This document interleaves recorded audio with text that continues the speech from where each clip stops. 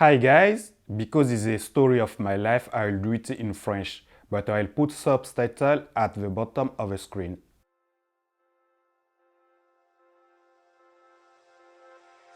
Oh, si je dois faire référence au storyline de ma vie, je vais sûrement le découper en trois phases. La première phase, ça a été l'adolescence, qui est une période perturbante pour tout le monde. Donc ça a été justement dans cette période de perturbation que j'ai rencontré le rap qui a changé beaucoup de choses. Ensuite, il fallait s'assumer comme homme, assumer des responsabilités. Le rap ne rapportant pas de l'argent, j'ai dû aller travailler en banque où j'étais un cadre en banque. Et puis pour des besoins justement de challenge, de défis, parce que je suis un homme très ambitieux, finalement je suis parti de l'Afrique pour venir ici au Québec et voilà, c'est de nouveaux défis.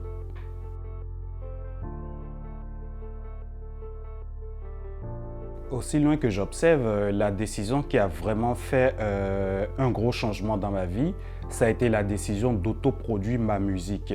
Il faut savoir que dans les années 90, le rap venait de s'implanter en Afrique. Par manque donc de moyens, les artistes ne pouvaient compter sur personne pour sortir leurs produits. Donc à un moment donné, effectivement, il fallait s'assumer.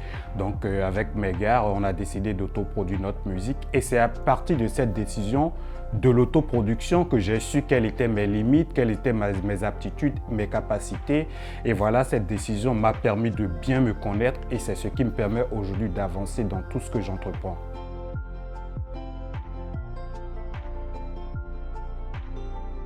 Ma plus grande réussite dans la vie, je dirais que ça a été ma carrière en tant que cadre dans une banque commerciale.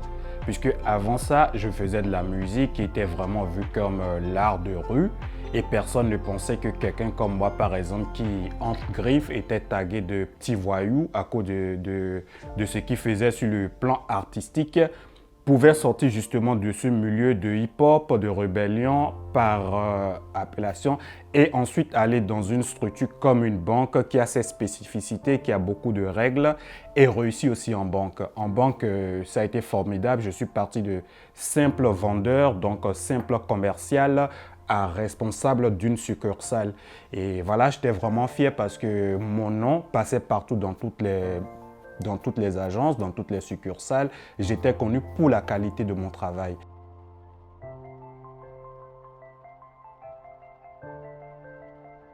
J'ai beau y réfléchir, je ne vois vraiment pas quelque chose qui sonne comme échec. Parce qu'en réalité, moi j'ai une philosophie de vie qui est très simple. Le mot échec, dans sa définition péjorative ou négative, pour moi, ça n'a pas de sens. Généralement, le mot échec, pour moi, je l'interprète plus comme de l'expérience. Comme le dit Nelson Mandela, jamais je ne perds. Soit je gagne, soit j'apprends. Et donc, c'est aussi ma philosophie. Je ne considère rien comme un échec, mais plutôt comme un facteur d'apprentissage.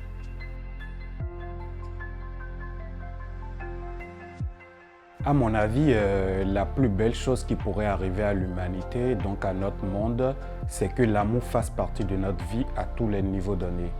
Aujourd'hui, on se rend compte que la technologie avance, les choses avancent, mais curieusement, les humains s'éloignent les uns des autres.